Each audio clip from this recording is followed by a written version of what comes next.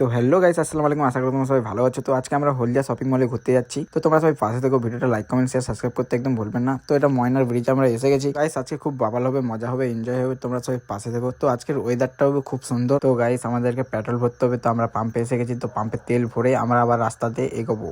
Finally guys আমাদের তেল ভরা হয়ে গেছে, তো পেমেন্ট বি সাকসেস। তো এবার আমরা আগাবো গাইস। তো গাইস আমরা ভিতর রাস্তাতে যাবো, নিমতড়ি হয়ে যাবো না, ওই লাইনটা নিমতড়ি গিয়েছে, এটা নারকেলদা লাইন হয়ে আমরা যাচ্ছি। এবার গাইস আমরা হাইওয়েতে উঠে গেছি, তোমরা দেখতে পাচ্ছ।